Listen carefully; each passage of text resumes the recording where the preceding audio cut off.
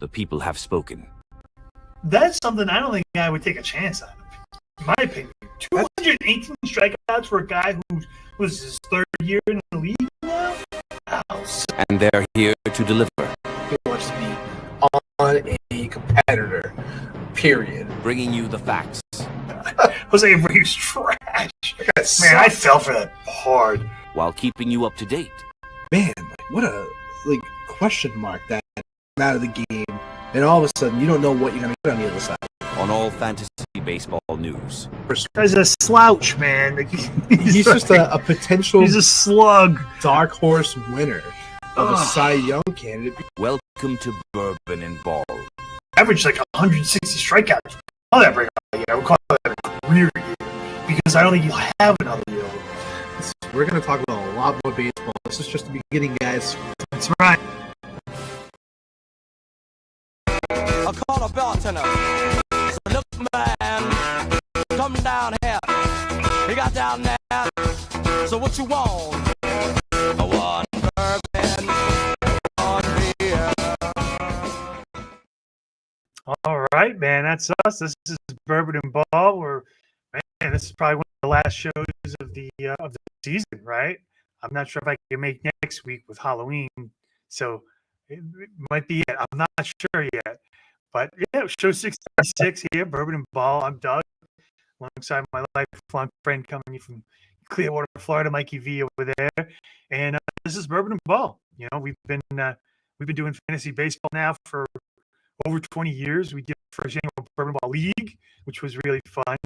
So yeah, it's a lot of the information we give you is just facts, factual stuff based off of numbers, based off of how it's based off of that. We're not here to pull your leg or grab your arm or make you do something you don't want to do or make fun of you for it. We're just here to have a good time. You know, like I said, we've been doing it for 20 years.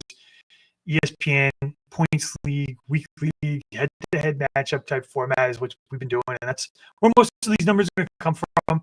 That we do give you up from that, and we are coming from, of course, NBR Radio, Patriot Radio, New England Streaming Sports. You can catch us there Saturdays, noon to 2, and I think there might be one more, but I don't know. My mind today is just cloudy, you know, it's just a cloudy mind kind of day. But of course, with all that military affiliation, we have our own. For myself, I was a paratrooper in the Army for over 6 years. I have jumps in Ireland, Germany, the Netherlands, and of course was a combat veteran in Afghanistan for all of 2012. Yeah, my grandfather was a medic during World War One, or excuse me, World War II. Oof, man, he'd be an old man. And my grandpa a couple of years as well. So a lot of family ties over here, Doug, as well. Good stuff, man. I love to hear it. That's for sure. And of course, I'm drinking out of my old Bourbon N Ball whiskey glass right here. Some nice bourbon. And I think Ron is one of the few people that actually has their own for finishing in second place from the league. So good for him. Hopefully he's enjoying him. He said he loved him when he was on the show. So it's nice. You know, a little free advertising. Well, it wasn't a free advertisement. Go wrong with the glass that says Bourbon N Ball. It's the two best things you can do. Watch some baseball and drink some bourbon. It's true. And we're going to be talking baseball. So it's a pretty, I don't want to say lazy episode, but it's just a relaxing episode since the World Series is starting tonight. So there's really not much you can go over from that perspective. So what we're going to do is do maybe the half of the show talking about the NLCS and the ALCS and how they finished. And then start talking about players, like for all points league, I'll pull it up. And we'll look at the top 5 from every position, and we'll say, hey, is that doable? Like, do you see him repeating? Do you see a decline? Like, kind of break it down a little more, right? I mean, it's fun to think about that. And then, of course, there is a list of the top 10 free agents for this year that I can pull up. Even before we start talking about numbers, we can pull them up, maybe play along and figure out and come up with some landing spots for some of these guys. And the rankings on them, I think Bo Bichette's number 2. Josh Naylor was like 8. Wild. Yeah. Maybe I'm sure they factor in age, maybe cost, because I think Bo isn't going to get a massive contract like a Josh Naylor would. But, it'll be interesting to see or play around with it and see where some of these guys go. Oh, yeah. I mean, that's the best part of the name game in the offseason. Where are these guys going? Who fits best in what places? Bo Bichette, could he go back to Toronto? I think so. He could go somewhere else, too. I think that's a true 50-50 guy right there. Well, I feel like it's all going to kind of dwindle on how Toronto finishes. Let's talk playoffs, past playoffs, and we'll give our World Series predictions. And before we even start talking about free agencies, how's that sound? Ooh, I like that. So let's go into this matchup. I mean, man, I don't want to be the spoiler alert and talk about Game 7, but head scratching for sure, man. And we're going to show you some of those clips. So we'll start with Game 5. You got Seattle finishes and wins this game 6-2. Right now, you got Seattle up 3-2, 3-2, which is a great position to be at, considering now you're playing 2 games in Toronto where you already won 2 in a row. So you're like, okay, you know what? I only need one. Even if we end up somehow losing the first one, we got a good play for the second. So you got, the real highlight then, and then this happens. So take a look at this. This is how it all starts. And I'll try to make sure make sure this is you can catch the full clip of this, because it's a long clip, but it's a good. Take a look. They're going to be trailing in this series. Here's a high fly ball, deep left field. Did he get enough? He did! Big biggest swing. Game.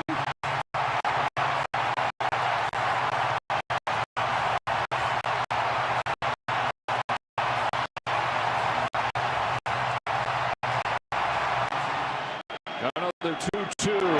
It's in the fastball. It's driven the other way.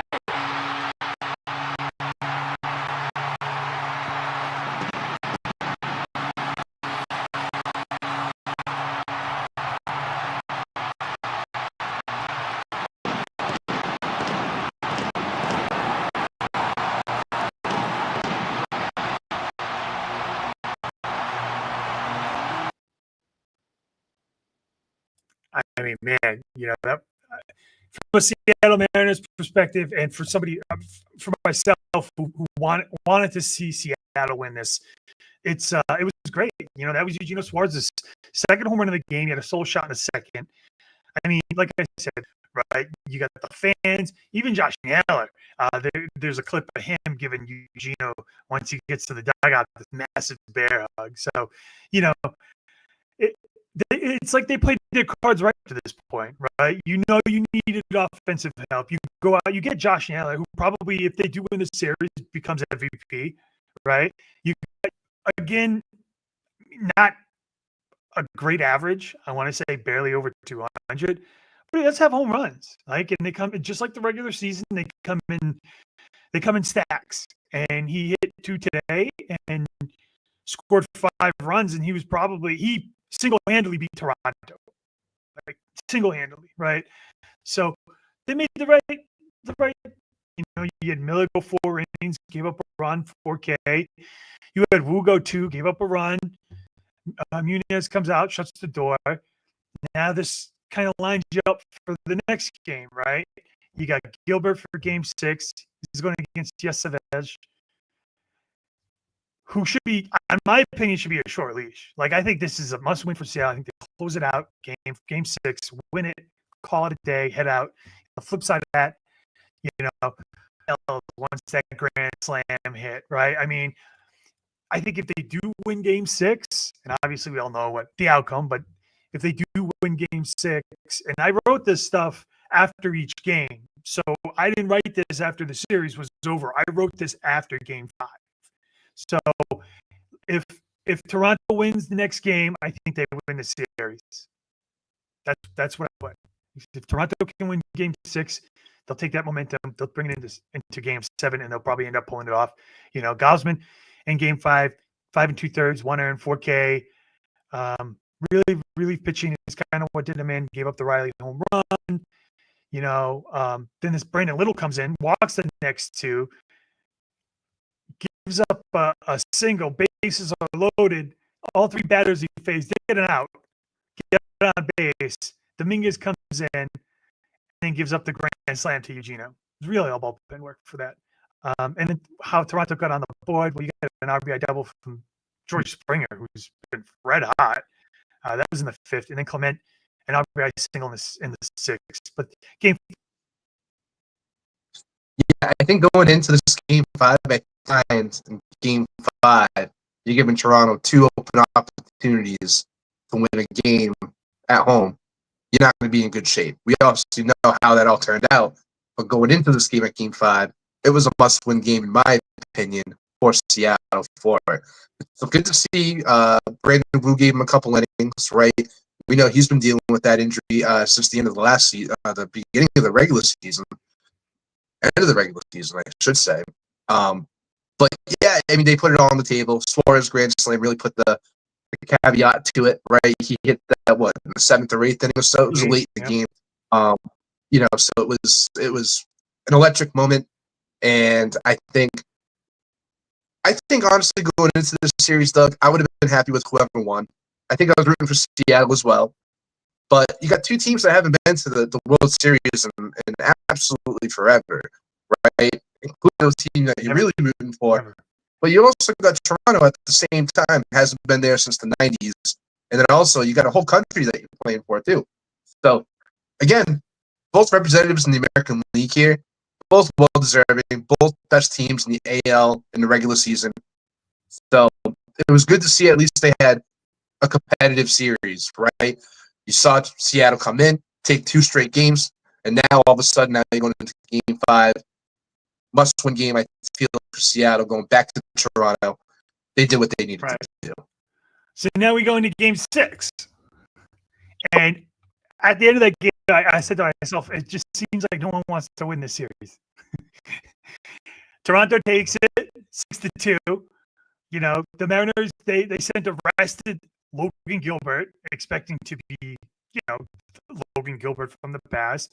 He goes 4, gives up 4, another home run. You know, I mean, every at bat, his contract for next year is just going up in price. Like he's getting more money with every at bat because he's making contact, right? And then Toronto had the ALDS hero yesterday. There were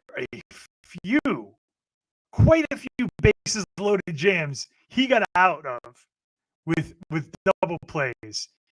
Here's a couple of them, and he's lucky because he had the leash, because maybe the first time they load the bases, you say to yourself, well, let's see if we can get out of it. You got 1 out.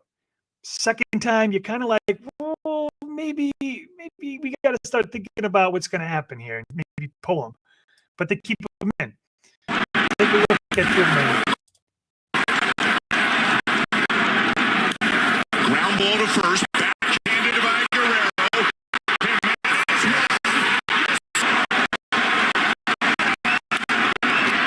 Short hops, there's 1. There's. I think we can both agree you're not going to win games leaving the bases loaded and getting 0 runs out of that. Man. So anyways, his final stat line, like I said, did look pretty good. He went 5-2, gave up 2, 7-strike run. And I have a clip of all the scoring highlights for Toronto as well. So take a look at some of these. And Vlad, man, you know what a superstar playoff run. I mean, look at some of these hits here. To on Barger.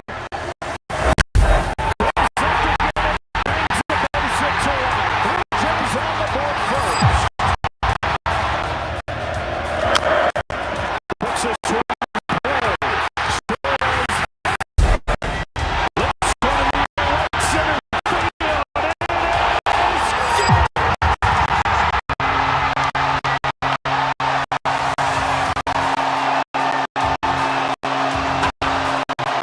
Here's 1-1 to Guerrero. Here's left to left field.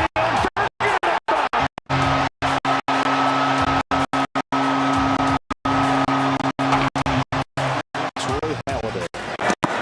Get a chase right here, but it kicks away.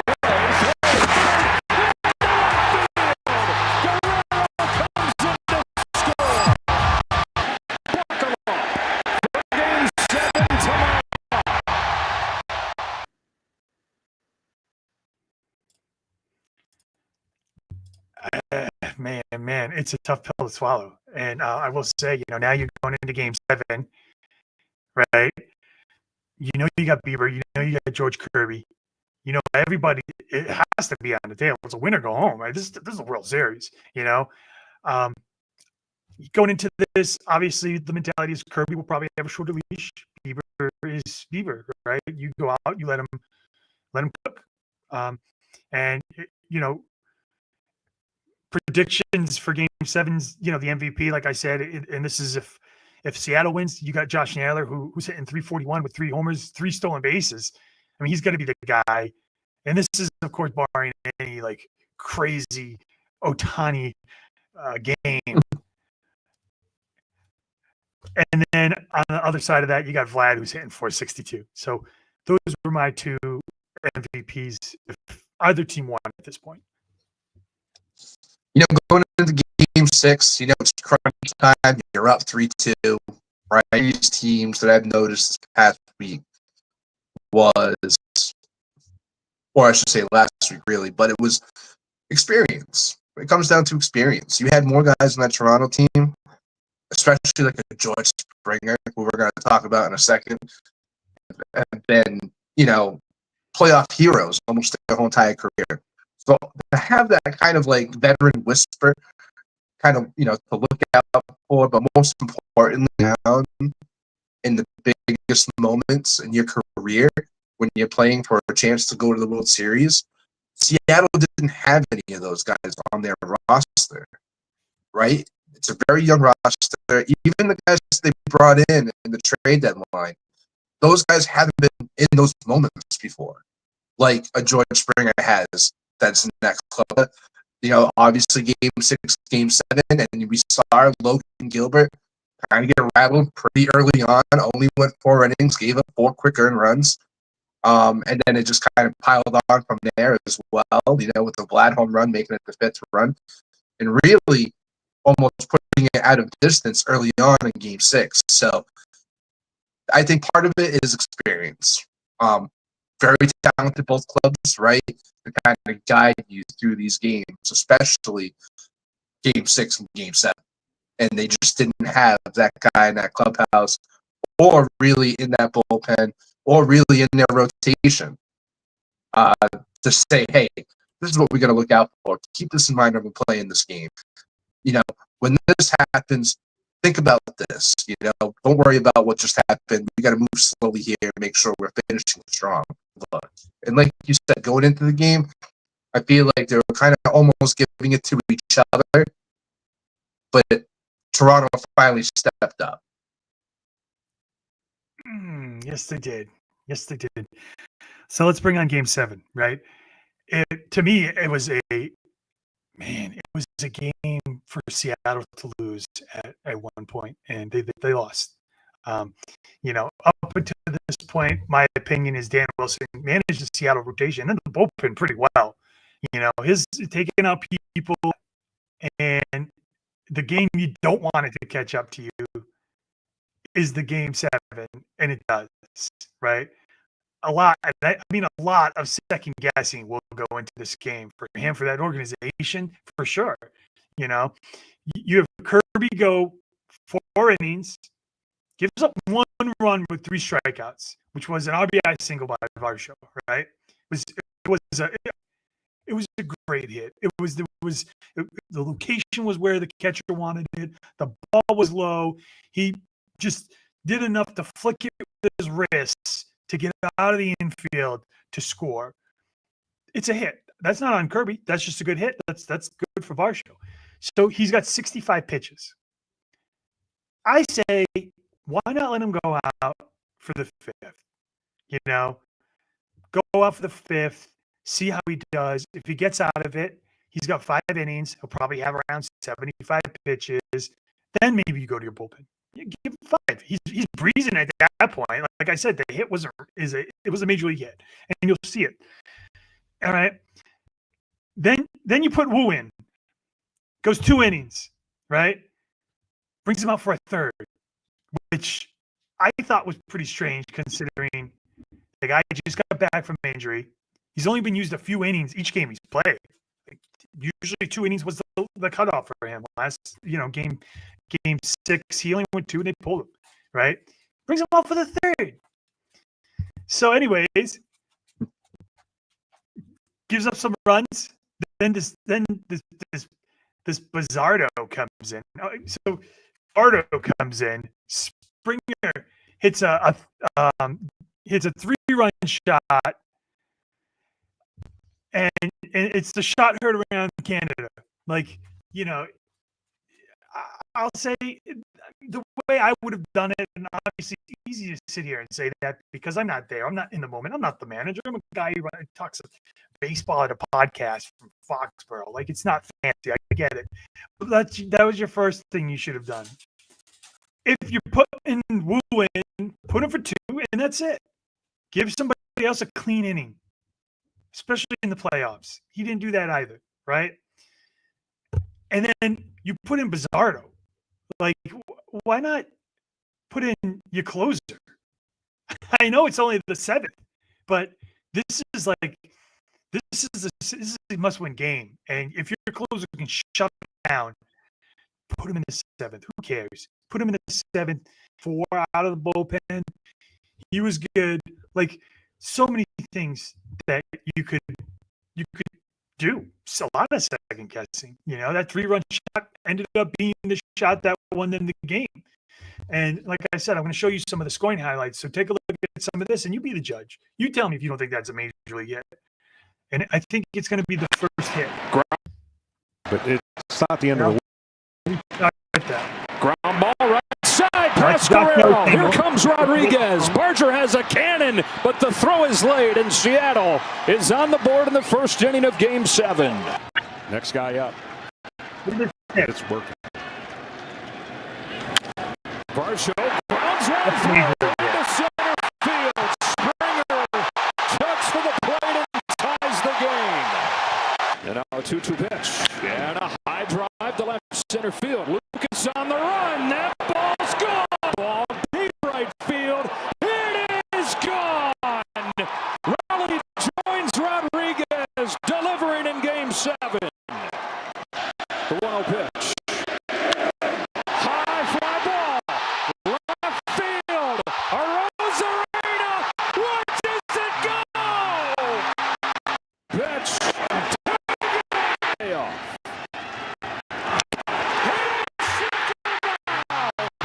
And for the first time in 32 years, the Blue. I mean, what can you say? It's some of the final numbers here. J-Rod was hitting 208. He got on the board in the first. He was hitting 340. Everybody else, 208 or less. 2 people hitting 300 for Seattle. On the flip side of that, Springer was 239. You got Vlad at 442. He won the MVP honors. You Clement at 429. You got Luke's at 442. Varsho 230. But you change a couple of things, and that's a whole different outcome. Crazy. Dude, it could have went either way. They really could have. Either team could have won this game.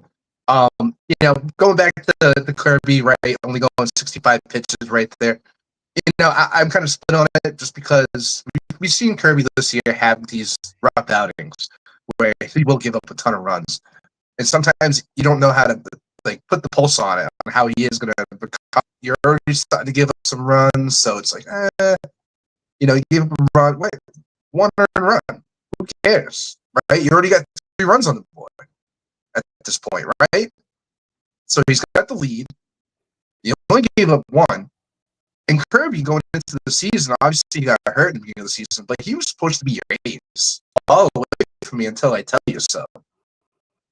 And really, there wasn't really much of a fight, and he got taken out. And then, like you said, Brandon Wu came in, and Brandon Wu, I don't know if he's 100%. I think he came out there. I think he wanted to give him a couple innings and be somewhat successful out there. But this game, it just wasn't it. It just wasn't it. And then you said, going back to the closer, high leverage situations in playoff games, you got to get creative with it. And in this situation here, you had a playoff veteran and George Springer at bat with two guys on that competition. You can't just put out your seventh inning guy that you put out there every day during the regular season. This is not the moment for it. Other teams have been creative with their closer and where they're going to put him, at what inning. And it really comes down to what you think is going to be the highest leverage situation for the game-winning run, essentially, at the plate. That's the highest leverage situation you're going to have. And hopefully you don't have anything that escalates in the 8th and 9th inning. But since you had a situation, you got to put your closer in that situation. I just, again, inexperience. These guys that are managing, even Don Mattingly, for Toronto, congratulations to him making his first World Series, I think, as a player or as a coach. That's pretty fascinating to me. That's crazy. I don't know if that's 100% true, but I just don't know. You don't know what you don't know. We talked about Kevin Cash a few years ago, taking out Blake Snell, right? And sometimes you just overthink sometimes of the situation. And I think it was part of that. And saying that, though, you had guys in Toronto that showed up at the right time. Vlad showed up. Springer obviously showed up. Clement had a fantastic series, really under the radar, really consistent. And then just post too. A-Rod hit you a home run in that game. He helped you, get that lead. Kyle Riley hit another home run, right, to make it 3. And again, giving you that buffer. And I feel like they did everything they were supposed to in their roles.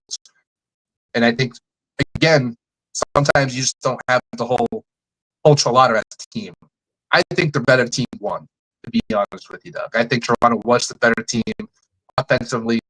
Had experience. They had Shane Bieber. Kevin Gausman's no joke, right? They had guys. So, yeah. I think it was a good series, but I don't think anyone, really stuck out from a team perspective to say, hey, I really think they have a chance to go on and beat the Dodgers, in the World Series. I still think it's the Dodgers to win. Oh, yeah. No, I totally agree with that. But I will say, if the one thing I think this matchup brought to light, to me anyways, if I'm a Seattle fan, is Luis Castillo. You got to do something. You got to get, he's got value. Use it and move him. I would. He didn't look good. He did not look good. I think, what was it, game 3 or game 2? He went in and it was game 3 because he got rocked. That was the game they lost at home. That to me is the biggest thing. That, and of course, I think the number one priority this offseason is to re-sign Josh Naylor. That broke out yesterday. I read the headlines on that. That it to me would be a priority as well if I was them. I mean, I don't know what he's gonna get in the open market. I assume it's gonna be something pretty good. I mean, he's still fairly young. He's really 28, 29, so the prime is here right now. I don't know. I mean, he had a pretty good career year. He had a great year the year before with Cleveland. So, yeah, I honestly, I think you need to re-sign him, but you also need to do something with Castillo. If you listen to this podcast, obviously we're big Josh Naylor fans. We talk about him every 15 minutes if we can, right? But like you said, Toronto, Seattle, they're going to prioritize on him re-signing, and that's a big deal, in my opinion, for Seattle, if they can get a Josh Naylor back in that lineup and give it another go. And now you got, J-Rod, you got Cal Riley, and you still got Josh Naylor. That's a pretty good core. And hopefully they can build some more pieces around that too. Hopefully having that boosted rotation, having those core guys, becomes an attraction, maybe to some of these other, maybe not top free agents, but maybe like these maybe middle market free agents where they can really fill in some of the holes that they kind of have. Especially maybe at third base if Suarez doesn't come back. I mean, each corner outfield position I feel like needs some work as well. So like they got holes, going into the off season now. But there's a lot to like with Seattle at the same time. Yeah, and you can get creative too. I like I said, you go out and you trade a Luis Castillo, and you might be able to get a pretty decent bat for him, and go from there. Honestly, I look at Luis Castillo and I see like a Merrill Kelly. I think you get a Merrill Kelly and Luis Castillo. They're not too far off. If you look at the numbers, I mean, on paper they might seem far off because Luis Castillo was so good for so long. But if you're looking at numbers last year and this year, they're not that far off. And Merrill Kelly's a lot cheaper. So if you go out and you end up trading Luis Castillo and then re-sign a Merrill, not re-sign, but sign a Merrill Kelly, I mean, how much did you really lose? Probably nothing, really. I know Seattle's got a couple prospects down in their pipeline now that I'm sure they probably want to stick in that fourth or fifth rotation spot too. And I think honestly with Luis Castillo, the cat's out of the bag. Really bad performance this year compared to his, prior years. I'm not saying he's a bad pitcher, but just from his history, it was a really bad year. And he's only getting older at this point. So that value that he might have had maybe at the beginning of the year, like when we were talking Red Sox potentially trading for Luis Castillo for Tristan Casas, right? That was a lot of rumor bills going around. And I would looking still back take at that trade. probably still take it. I mean, anything to get rid of Casas, right? But at the same time, it's not like you missed out much on Luis Castillo. Imagine if you did make that trade and it didn't pan out like you thought it was. And then maybe, Tristan Casas stays healthy in Seattle and has a productive year. And then all of a sudden we got egg on our face again in Boston. But I think the Merrill Kelly comparison is pretty valid at this point. What's Luis Castillo going to be? About 33, 34 this coming year? 34, I believe, yeah. Merrill Kelly is obviously a couple years older, but Luis is going to go right into that category though now because he's not the same guy that he was a few years ago. And then going into drafts next year, that guy he's going to be dropping. He's going to be dropping fast in drafts. Yeah. It's going to be interesting to see what they want to do. Like Seattle has a great chance to build something, right? You've got Cal Riley, you just signed to an extension. You have a really good young core that you have control of for a couple of years. What are you going to do now? Like you obviously your priority is to re-sign Josh Allen, but what if you don't? What are you going to do? I don't think they want Eugenio Suarez. I think he was just a rental, and they understand that. And I get that too, but they need to come up with a plan A, B, C, D, E, because something tells me I don't think Josh Naylor will be back there. I don't know. I feel like he wants to go somewhere different, somewhere. It's Seattle's. I mean, it's not like an exciting, he doesn't get notoriety now. So just imagine being tucked away in Seattle. You know what I mean? The only way you really get noticed in those kind of like small mid-market clubs is if you hit 55 home runs. Yeah. So I don't know. I don't know where he's going to go, but I don't know. Seattle to me just isn't a fit. Like I know he wants a ring. Obviously everybody wants a ring. Is he going to sell his soul and go to New York? I mean, what are you going to do? I mean, it depends what each New York team wants to do. You got Pete Alonso that's going to be hanging out there. The Mets going to pay a Pete Alonso, or they're going to replace him with a Josh Naylor. I think that's way more of a better fit in New York like that. And then, same thing with the Yankees. You can absolutely make that argument. I don't think Josh Naylor will go to the Yankees, but I can see definitely the Mets. I think the Mets are definitely a possibility. And then I can see Pete Alonso going to the Yankees. I can see him staying in New York. But, anything can happen during this offseason, right? But it's just what makes sense. What makes sense for the player? And Josh Naylor going back to Seattle doesn't quite do it for me. I think this guy's going to get paid too. So he's going to go to a team that's going to pay him good money. He's going to be I think, at least a $200 million man, right? Don't you think? I'm thinking like 225. Really? I mean, low end probably 180. It all depends how many years he's actually going to get. I don't know. You know, he's Sorry. 30, he's 29.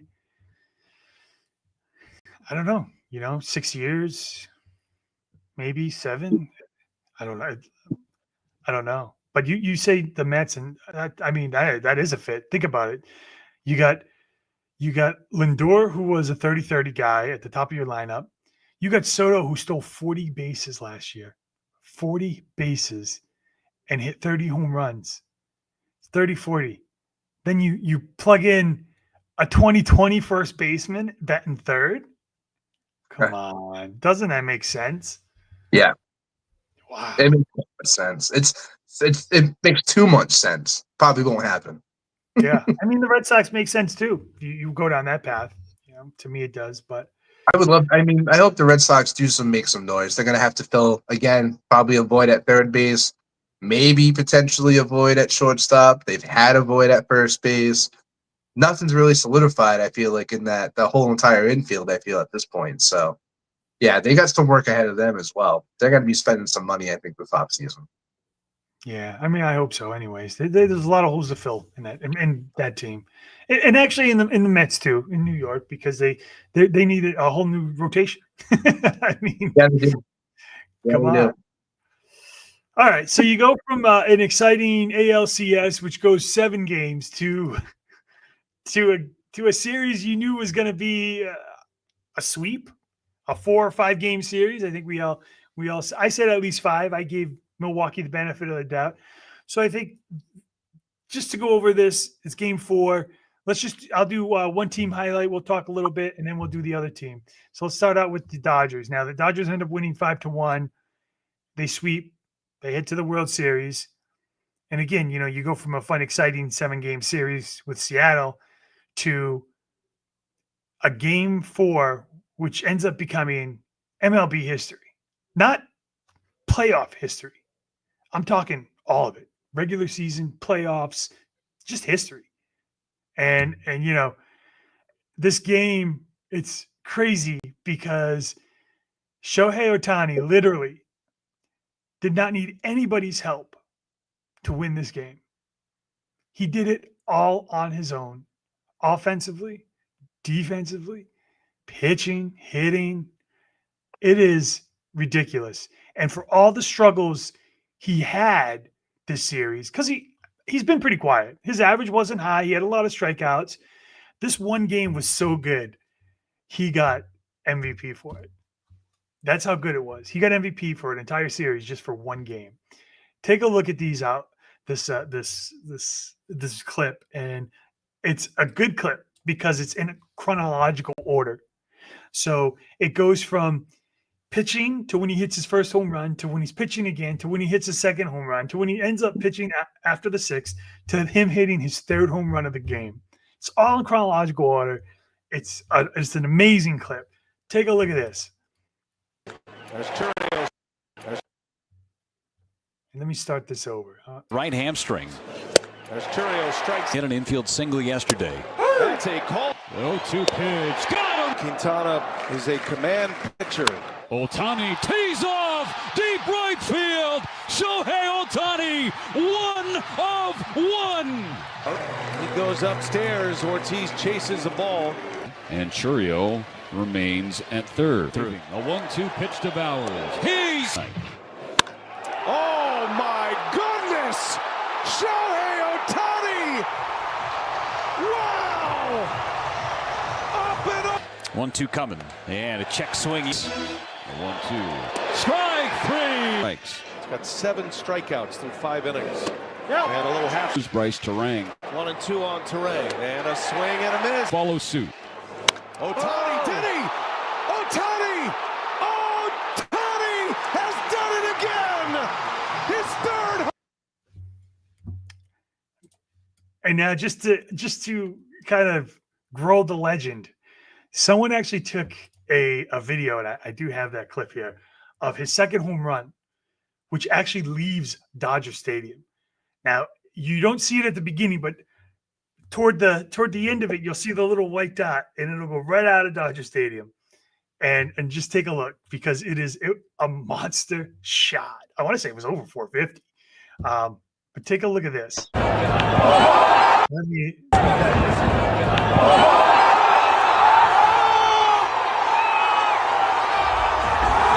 Right at the end, he slipped out of the stadium.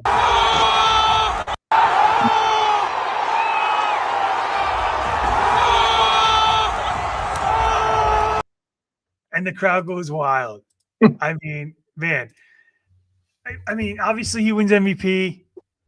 There are some other performances. I think if Shohei didn't win it and he didn't have that performance, it'd be tough. I mean, listen, Snell, Glasnow, Yamamoto, all those guys. I think Yamamoto might have had a chance to win it because he pitched, one of the first complete games in the last 5 years. And LCS numbers for that entire staff: 28 and 2/3 innings, 2 earned, 35 strikeouts, a .63 ERA in 4 games. That averages us every starter. If you average it out, every starter wins 7 innings and almost 9 strikeouts a start and a half a run. I mean, you got Betts, he hit 293. You got Muncy 286, Freddie 231, Teoscar 268, and Muncy 214. Listen, we all know the only thing that really kept them in this series was the pitching. It was outstanding. It wasn't the offense. It was really the pitching. But what can you say? What an outing. What a game. If there isn't anybody that didn't cement themselves as the number 1 fantasy pick, let alone the number 1 player in Major League Baseball, I don't know who else would it be, because it's definitely Shohei Ohtani. It's Ohtani, and it's not even close. There's no 1A, 1B. He lives by himself. Not only did he pitch 6 innings and 10 Ks and hit 3 home runs, this wasn't a regular season game, Doug. This was a game 4 to go to the World Series.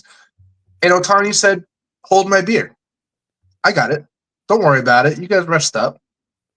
Incredible. We were live when this was happening. And throughout the episode, we just kept looking over and we were like, "Oh, okay, Ohtani hit a home run. Oh, he struck out the side in the first inning. Yep, he's doing everything already. Oh, he hit his second home run. Oh, he just went 10 Ks. Oh, he just hit his 3rd home run. What are we talking about here? Who is this guy? Is this guy human? Insane. Absolutely insane. Kudos to Ohtani. Back to the rest of the rotation. We talk about it, Doug, all year about staying healthy at the right times. They knew there was no rush to bring these guys back. Bring them back when they are 100%. And that's what they did with Blake Snell. That's what they did with Tyler Glasnow. And that's what they did with Shohei Ohtani, right? They slowly worked him in. And we thought, best case scenario, he was going to be closing out games, not starting games and going 6 innings and 10 Ks like the way he is. So obviously blew our expectations, I think, through the roof. And then the quality that they pitched in this series was even more impressive. They are on a heater, and I don't know if Toronto is going to stop them even for 1 game. This could be potentially a sweep. I think you're keeping a sight on the game right now. We know it's only the 2nd inning. It's 0-0 still. But it just said if Toronto doesn't get hot early, it could be over quick. So I really do think Toronto needs to jump on this first game and really, set the tone almost to make sure that they're not going away right now. But it's really, really hard not to bet against it's really hard to bet against the Dodgers, right? It's so tough. They're just so good. They're so good up and down. Yeah, and you made a great point all year, right? Talking about the staff, talking about how, they were so deep that their offense could carry them to the playoffs. They don't need to rush anybody. They can wait and just, lean back. Even though everybody thought this team was going to have 100 wins, they end up going in as the 3 seed, kind of squeaks their way in. But because they were able to not rush anybody, you're getting all this health back at the same time, exactly when you need it. And it's just, it's crazy. I don't think I've ever seen such a more consistent, dominant rotation. I mean, I know that term super team gets used, but this is a super team rotation. I mean, think about it. When's the last team that you saw go in and every pitcher pitch a quality start with at least 8 strikeouts? Like when? When was the last? I cannot remember. Like I know like maybe like in the Red Sox, you had Derek Lowe, who looked all right. You know, they swept that World Series with St. Louis, but you know, Schilling, Pedro, Lowe. I mean, Wait, you know, they were all right. Nothing to this dominance. Nothing. Like these four guys are four aces for any team they play for. If they didn't play for the Dodgers. you just said what I was about to say. 100%. If one of these guys, they each went to their own entity of different teams, they would be studs on their teams. They'd be number ones on their teams, clear cut number ones. But nope, they're all on the same team. So now you got Yamamoto, you got Snell, you got Glasnow, you got Otani. I mean, who's going to beat that in a game, 7-game series? That's just murderer's row. Okay, that's what that is. It's is. and then you got your offense, who's so consistent, right? You got veteran leadership up and down that lineup. If this person doesn't hit, this guy will. This other person doesn't hit, this guy will. I think one guy that showed up, at the right times, the Oscar Hernandez, showing off that power. Freddie, obviously that average was a little down this series, but Teoscar got the pitches to hit. So it just goes to show it doesn't matter where you are in that lineup playing against them, 1, 2, all the way down to 7, 8, 9. You're going to have a battle. It's so tough. And then on the flip side of that, just going back to game 4, it was just so tough for Milwaukee to get anything going, anything, whether if it was their pitching or, especially their hitting. They played against elite level pitchers that were gamers, and there was just nothing that they could do about it. They can't score more than 2 runs. It was impossible for them. So if you're not scoring runs against this team, you're not going to win baseball games. Right. And so, yeah, like it brings up a good entryway to this segment. Now let's look at the Brewers, right? Honestly, they never really had a chance. I mean, we all knew the Dodgers were going to win. We didn't probably think it was going to be a sweep, but we knew it was going to be an uphill battle for sure for the Brew Crew. You knew they were heavily outmatched, but again, I definitely think they could have won one. But what do you got? You got Quintana coming out and starting game 4, a loser go home game. Was that Quintana? Goes 2 innings, 3 earned, 1 strikeout. All 3 runs were kind of what they only really needed. I mean, the entire offense was shut down all series, like you said. You had Bryce Terang, 114. The only person who hit above 230 was Jackson Chourio. He hit 303, but he also had a bunch of strikeouts. Yelich, 182. Contreras, 235. Frelick, 161. You're not going to win games when you have one guy hitting 303 and the next best average is around 235. It's just not going to happen. Not to mention, your starting pitchers aren't going over 5 innings, right? I mean, they're pulling Freddie Peralta out with 4 2/3. And that was game 1. It's like, come on, you're pitching for what it's worth. They did hold the Dodgers to a couple games where they could have honestly have won if their offense hit. You got game 1, 2-1. Game 2, 5-1. Yeah, that was a little out of reach, right? But then game 3, 3-1. That's a game that was manageable that you could have won. Like, so 2 of those games you probably could have taken, right? And then of course game 4 was 5-1. So I don't think there was any way you were coming for that one. But pitching kind of did its job a little bit. Offense didn't do anything. So my takeaway, if I'm the GM of the Brewers, is, hey, listen, we need to address a couple things here. We need some actual decent pro hitters, people who have been around for a little while, veteran hitters we need to put in this lineup. Christian Yelich, as good as he has been for such a long period of time, he is on the back end. Like, he had back surgery. It might be time to maybe even sell him or figure out some sort of platoon role with him, because he goes on the IL 2 to 3 times a year, right? That's a spot for somebody to come up. And if you have a full-time good DH, you could put him there, but they don't. So they put in another bench player to replace him, and those numbers aren't any good. So offense is a key for them. And then, of course, you do need pitching. I think you're good with 2. You got that rookie, Marakowski, who looked real, he looks dynamite. I mean, that's Paul Skeens all over. And then you got Freddie Peralta, who just walks a ton of guys. I mean, that's his downfall. Like if he didn't walk a bunch of guys, he'd be a stud, but he never goes more than 7 innings because he's so many walks. So I think their number one thing is going to be trying to address the offense. But in the back of their mind, they know they need to get some back end arms. Yeah, they could use a batter too. The thing with Milwaukee, though, they are a younger team across the board, and they're going to have a lot of the same guys coming back to this team. I think in a starting capacity. I think William Contreras could use a bounce back year next year to help him out offensively. Obviously, like you said, I agree with you on Christian Yelich. I think you can't really rely on him going into next year. Another year older, he's getting to the dog days of his days too. And they're a middle market team at the same time, so their options are going to be very, very limited to what they can get. What I would also like to see too is just get that one more starting pitcher. You just mentioned the guy's name. I can't believe we're even talking about this guy in November or October 24th. As Jose Quintana is starting a playoff game, and live or go home. A must-win game. Must-win game. We're talking about Jose Quintana. What are we doing? So, I do want them to go out and get a veteran pitcher out there. I think Efraim Valdez might fit the bill. I think he's soured. I think on a lot of teams with his antics this year and his performance as well. So I think that kind of opens the door for a guy like Efraim Valdez to go toward more middle market team, which I would love to see. And I think Milwaukee's a nice fit because, again, they were very good this year. Best record in the Major League Baseball.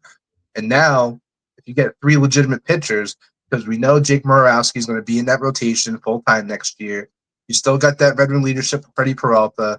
I'm a little surprised they shorted him a little bit in this playoffs, but I still think he's still a quality pitcher. And if you throw in like a Framber in there, now you can compete, I think, with any team because a lot of these other teams don't have really good pitching either, except the Dodgers. So I think that makes them a level up. For a bat, I don't know. It's so tough. You're gonna have Bryce Terang back, who's really good at second base. We'll talk about him, I think, later. First base is kind of a void still. Rhys Hoskins has not really been it since he's gotten to Milwaukee. So I think there's probably something to do there.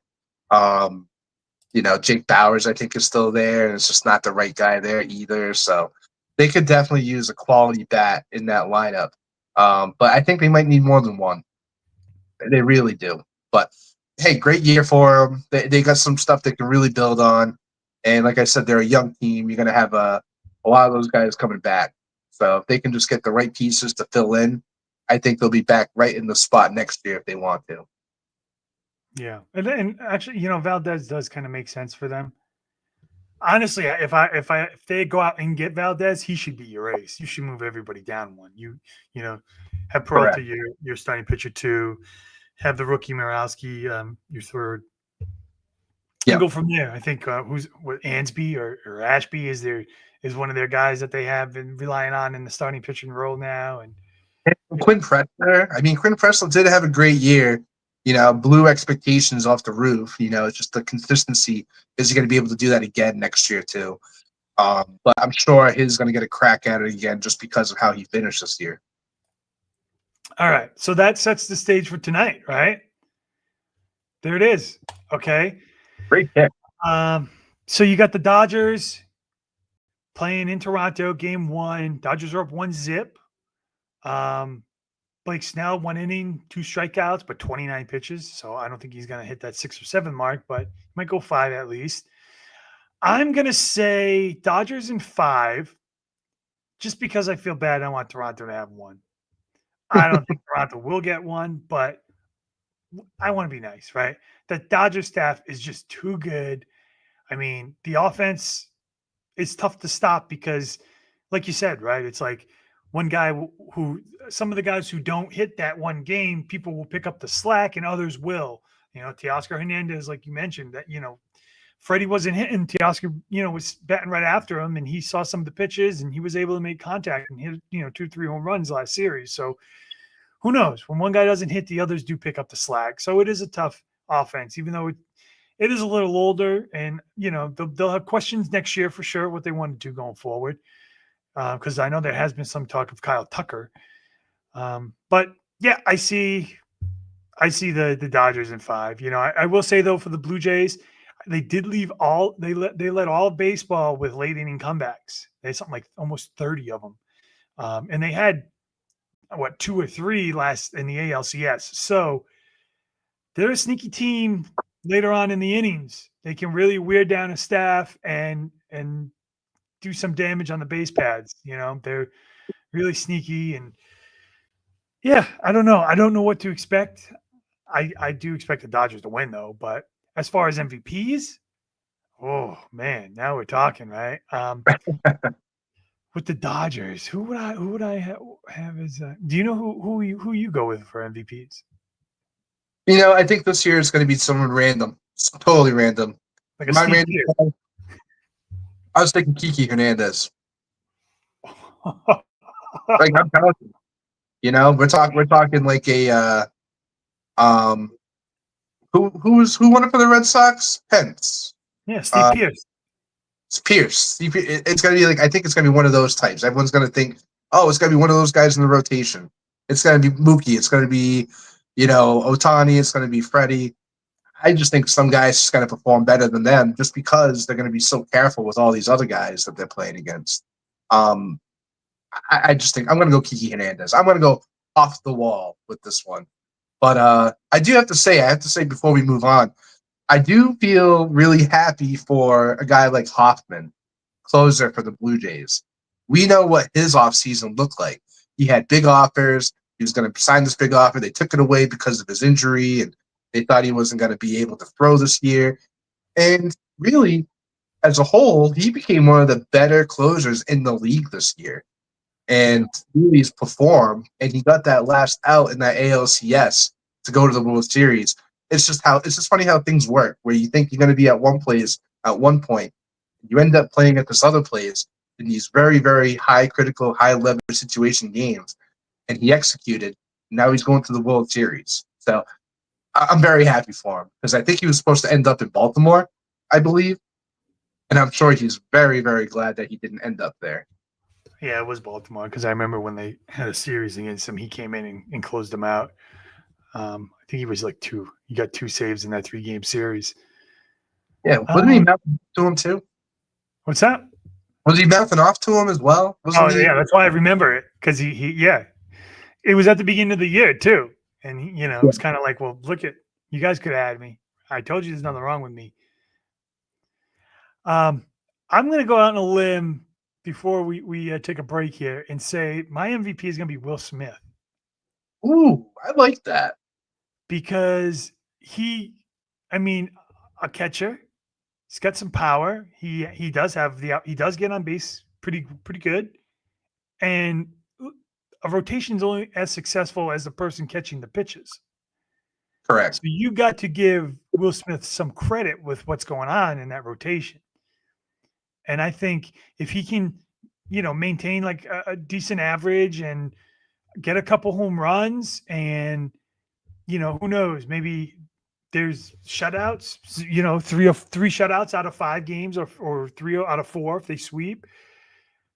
You got to consider Will Smith, especially if he's catching every of those games. I love a good Will Smith pick right there. He hits for average. He's going to have the opportunities. He's not going to get all the, pitching around. That's going to be Otani, Betts, and Freeman, and maybe even to Oscar. So by the time it gets to Will Smith, he's going to be the one getting the pitches. So, dude, that's a great pick. That's you might have to look on the sports book on that one. And as far as the Blue Jays, there's really nobody else that sticks out to me except for Vlad. So I really don't know anybody else that would garner MVP. Springer. It depends who gets hot. Bodger, he gets the hot streak sometimes with the power. Maybe Bichette, right? He could be a quality player at times too. So, yeah, I don't know. Toronto can go either way, but it's just still hard to pick someone from Toronto because we both know the Dodgers are probably most likely going to win this. Yeah. Yep, I totally agree. But let's take a quick break. If you need to refill your drinks, use the restroom, you got a couple minutes here. We're going to come back. We're going to look at some free agents. Top 10 free agent list just got released. We're going to take a look at that, maybe break that down a little bit, and then just go over the year, go over where players finished at their position. So talk about maybe the top 5 or top 10 and see if we think a repeated performance could happen, or if there's going to be a decline, or if some of these guys played out of their minds. I'll pull up the stats because I'm going to share my screen and show you the actual stats. And I will say some of these numbers are kind of wild. You know, you got a Cal Riley with 188 strikeouts. You know, you got Kyle Schwarber with 190. Like, you know, it's tough to say, like, if these guys aren't hitting home runs, they're not giving you a lot of points. So just some things to think about for the future. So yeah, let's take a break. We'll come back and we'll start breaking that stuff down. So don't go anywhere, guys. You're going back in? There's still men out there. God damn.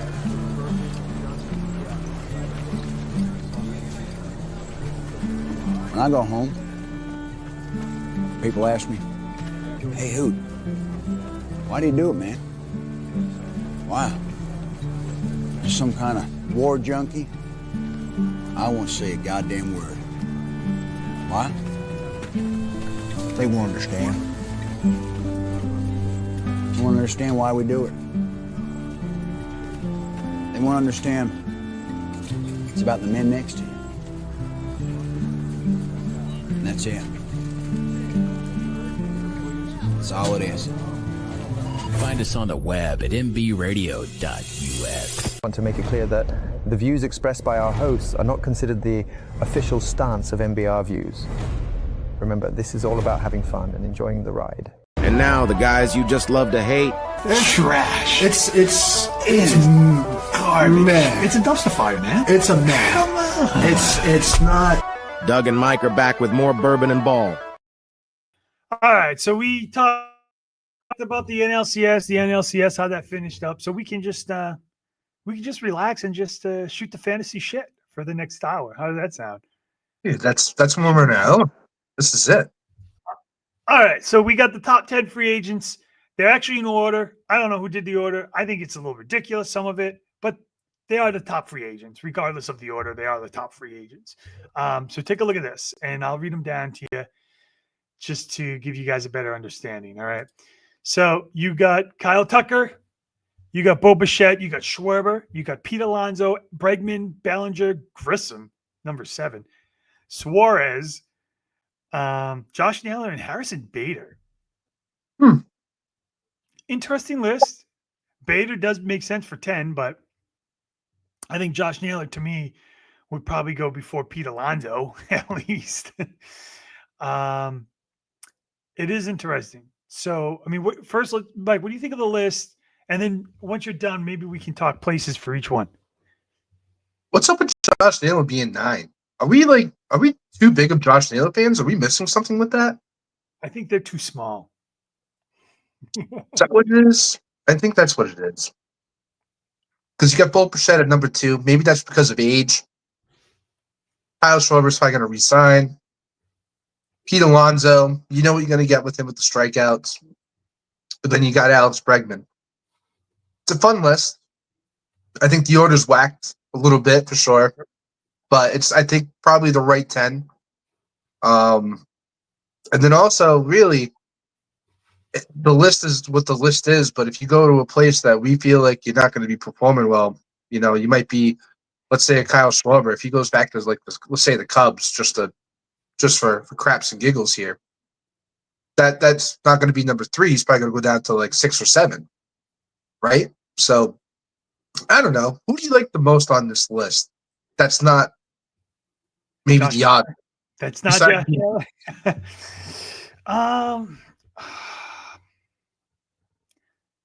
It's tough. I mean, if you would have asked me at the beginning of last year, I would have said Kyle Tucker. But just because of the year he had, I mean, like, you go down this list, there's no sure thing. Like, Tucker had a horrible year. Bo Bichette, you know, yeah, he had a good year this year. What about last year? Do we just forget about the injuries? The barely hit 230. Like, forget about that. Kyle Schwarber, like, again, you know what you're getting: power, strikeouts. But at some point, And I think it was 3 or 4 years ago when he didn't have a lot of home runs and he had a lot of strikeouts. And a lot of people were kind of done with that. You know, Pete Alonso, same thing. Although I think Pete Alonso I would rather have a Schwarber than a Pete Alonso just because Pete Alonso looks done. He looks toast. It really does. He looks like age is maybe catching up to him or something is because, you know, this second half, even actually 3/4 of the year, like after his first 2 months, he kind of just crapped. You know, Bregman, same thing. He's old. I mean, he's starting to get injury prone. Bellinger, yeah, I might put him up there. He's got some consistency now. Grissom, I could care less. He was in the right place at the right time. That's all I gotta say. Eugenio Suarez, you know what you're getting from him. Naylor, good. Harrison Bader, nope. So many question marks. You know what's funny? I just Googled top 25 rankings for free agents, and I got a different top 10 list. So you got Kyle Tucker, but they got Bregman at 2, Bo Bichette at 3. But you know who they have at number 4 who's not on this top 10? Framber Valdez. Well, this is just hitters. This is just the top 10 hitters list. Because I thought the same thing. I said Valdez is like a 200 inning, 200 strikeout guy. He's got to be a top 5 free agent. But yeah, this is just hitters. Okay. Wow. All right. My mistake. You know, Doug, I make a lot of mistakes. We all do, man. Trust me. I'm making one right now. you know who's also on here at number 10, who is a hitter, is JT Realmuto. Now, is that guy, Doug, that if he changes scenery, do you see a little bit of that old guy come back? No. Not even a little bit. No. Nope. I'm just not a fan. To be honest, I don't. His good years are well behind him. He's a platoon guy, if anything. He's just he went to like the Padres.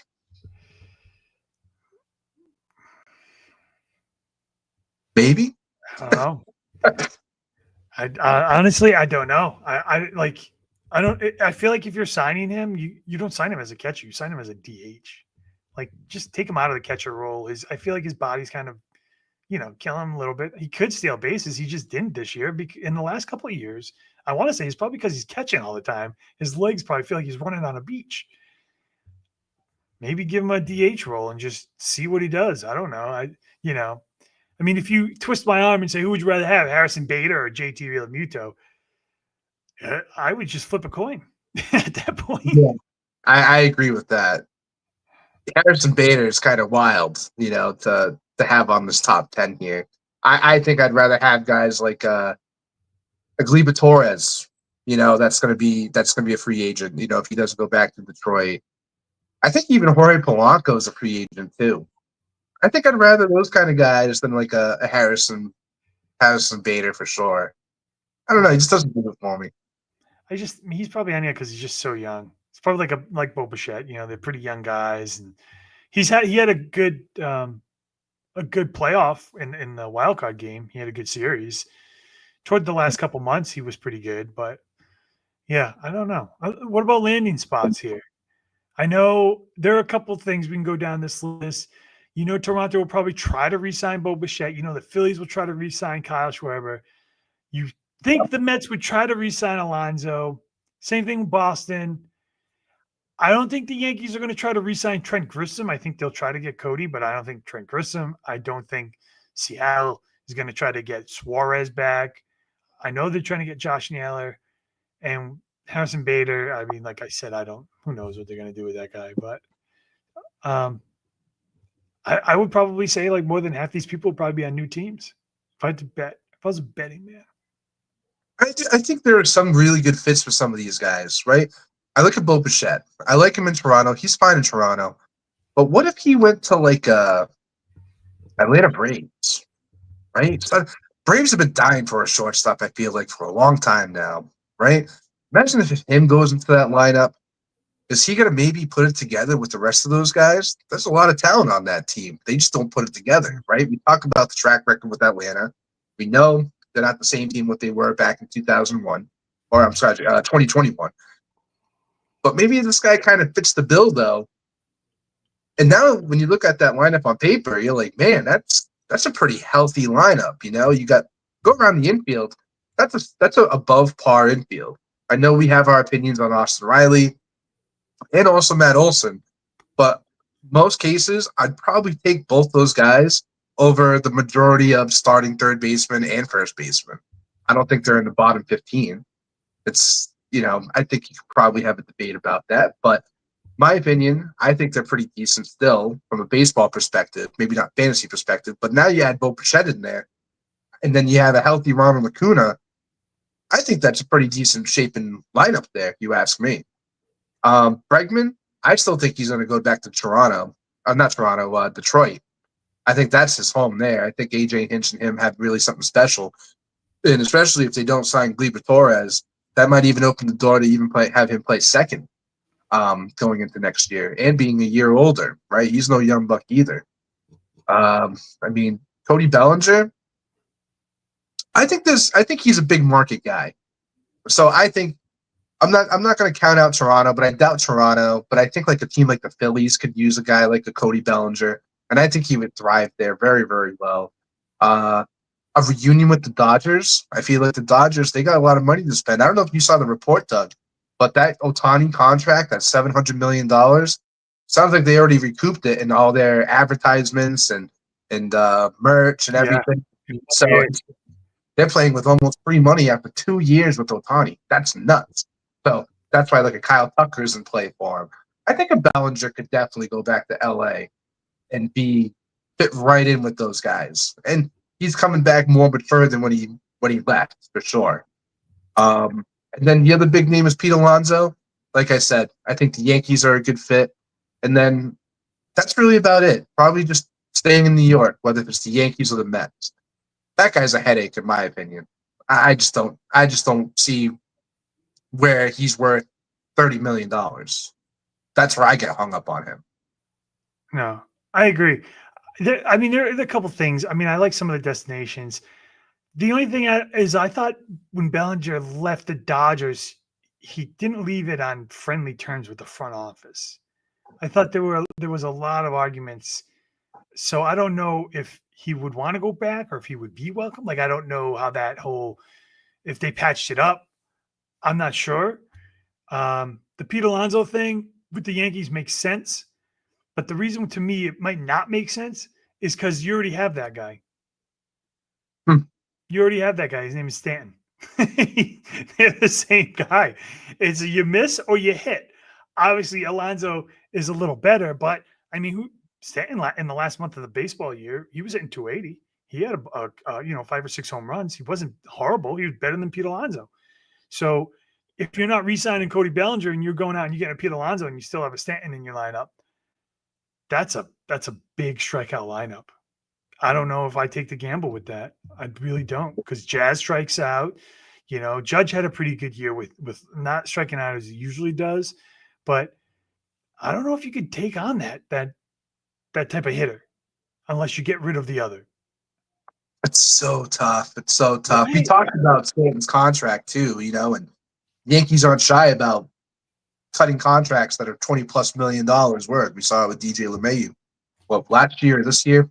So they got him off the books, and they had to eat a pretty penny for it. But it was in order for them to improve their team, and that's why they brought in Jazz. Volpe got called up last year. He had his rookie year. So it was with purpose. So if you got a Stanton that you're trying to get rid of, it's got to be with purpose. That tells me you got to bring someone else in. And maybe they think Pete Alonso is going to be that guy. But like you said, they already got both the guys. It's the same guy. It's like that Spider-Man meme where they're looking at each other and they're pointing at each other. That's what that is. And, I don't know. It's just that Pete Alonso, again, not a $30 million guy. He strikes out a ton. And when he goes in slumps, they're the worst slumps to have. They are striking out, unproductive, leaving guys on base. Just not good. Just not good at all. So, kudos to him, making a name for himself, having a great April this past year. I hope the Red Sox don't bite on it. I think New York Yankees are probably the best fit just because of the ballpark that they're playing in. And he's already familiar with New York. I just feel like wherever else he's going to go, There's going to be an adjustment period of that clubhouse and just playing in a different stadium and atmosphere than playing in New York. It might not be for him. So there's a lot of question marks with that, in my opinion. But yeah, I got a question for you, Doug. Oh no. I'm going to make it easy for you. Whatever. If you're Bregman, where do you want to go? If I'm Bregman, if I'm Alex Bregman, I already have a World Series rings, so I want to go to the highest bidder. I want to make the most money I possibly can. And the reason I opted out of my contract this year was because I know this will probably be my last long-term contract. Like, I want this to be my last long-term contract. Because if I were going to stay in Boston and play that out, another 2 or 3 years, I'll be 2 or 3 years older, which means that I'm not going to get a long-term contract if I did that. Obviously, the AVV is something that I can't or might not be able to replicate. $40 million a year. That's going to be tough to do if you want like a 5-year contract. But I'll make the exchange and take down the difference of a long-term guaranteed contract as opposed to higher AVV. So at the end of the day, I'll make hopefully more money by opting out and signing this long-term contract. Thank you. Does that make sense? I tried to sound like him if I could. It does. Your AAV is accurate too. I think he is going to look for like $40 million a year. Yeah. And I can't do that. Nope. Even on a big market team, I don't feel comfortable giving that guy money like that, especially at the age that he's in right now. Like you said, he's already won the World Series. He's already kind of did his thing. Now he's just looking to get paid. And he will go to the highest bidder. We saw it last offseason with the Red Sox. Came in, 13th hour. So, yeah, I think that's fair. And we talk about the Red Sox. We talk about Detroit. I'm going to throw you another question, Doug. If he doesn't go to either of those teams, what would be another suitor that you could see Bregman and another franchise matching up? Yankees. If you're going to the highest bidder, you're going to the Yankees. They want it. They were after him. I was thinking Why Mets. do you go back to Boston? I just like the Mets. If Alonso leaves, they're gonna make a splash. It's the Mets, right? Steve Cohen, that's what he does, and I love him for it. Although sometimes he strikes out. The Verlander Scherzer thing on paper looked amazing, just didn't work out. They were too old, right? They are gonna make a splash, and if it is Josh Naylor and he plays first, then they're not gonna pay Alex Bregman. Like it's either gonna be one or the other. So if they do, and I feel like they wanna. They'll be happy sticking with Mark Valentes or Mark Valento and Brett Beatty playing third, and rather take their chances and get a Josh Naylor than kind of mess it all up. You know what I mean?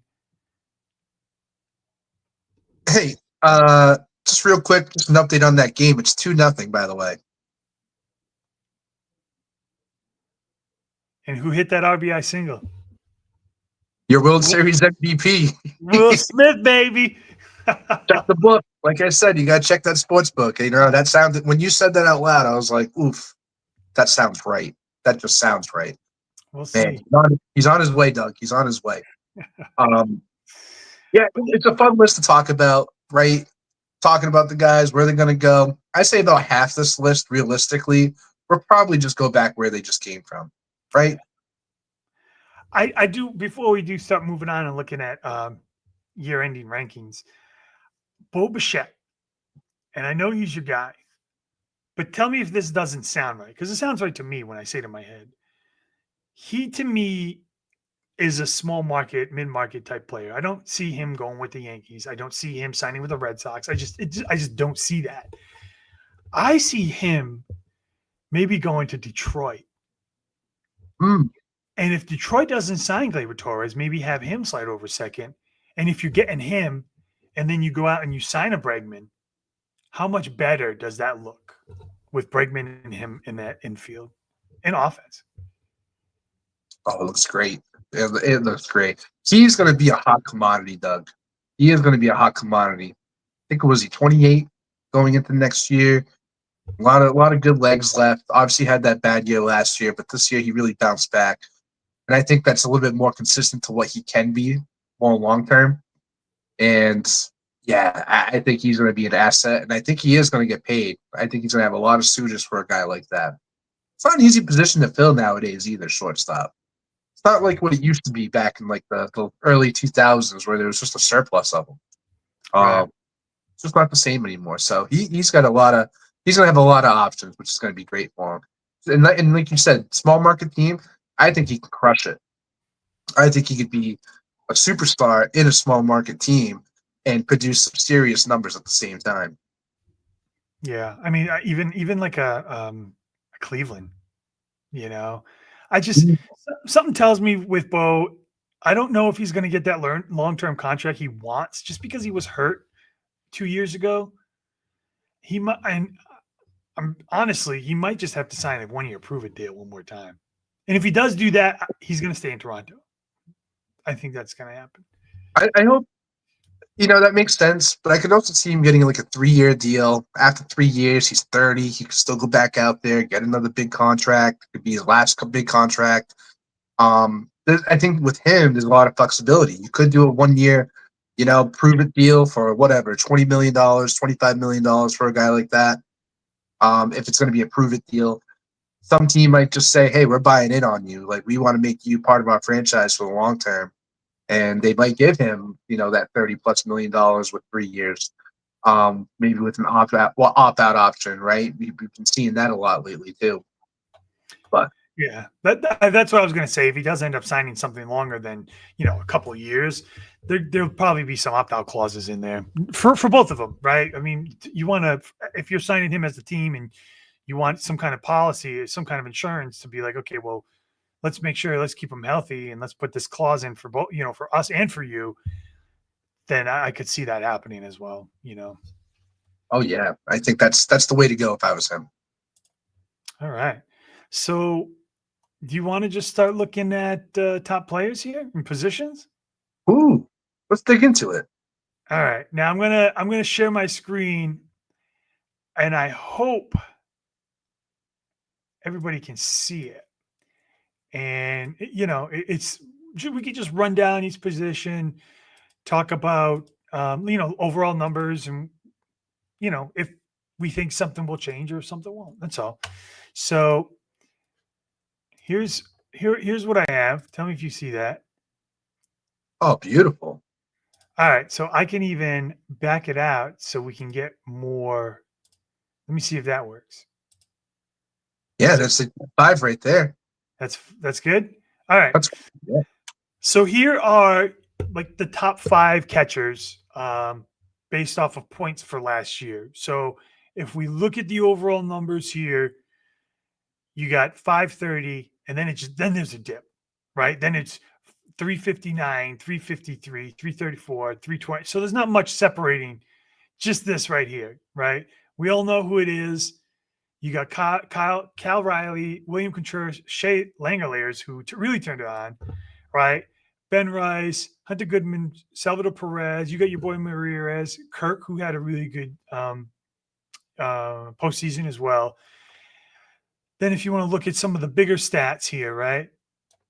Look at, you have 188 strikeouts, 120, 152, the RBIs, the home runs, 30 home runs for Langoliers right there. I think, was that Ben Rice?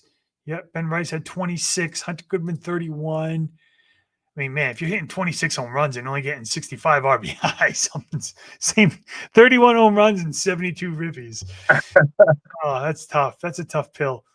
But so that's the list, right? Nothing surprising. Nothing. I do like the strikeouts for some of these, 120, 103, 100 for Ben Rice, which is nice. Honestly, to me, catcher is the most unpredictable position, because look at, you don't even see Will Smith, right? Will Smith's not a top 5 guy. So, and you keep going down, he'll show up at some point. But Ivan Herrera, he had a pretty good year for being, if he was healthy. JT's all the way down here, Ryan Jeffers. So this is kind of when you're really picking at the bottom of the barrel. But top 5, for next year.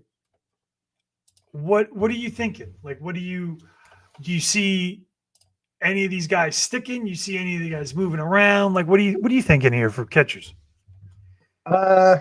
It's tough because we know that catcher could be a crapshoot. I did like William Contreras having 84 walks along with those 120 strikeouts. That kind of helps, take the numbers, a little bit better from a point perspective. And I know we kind of had a down year from last year too. So if he can kind of bounce back from that, I think maybe that 359 points can maybe even turn into 400 points.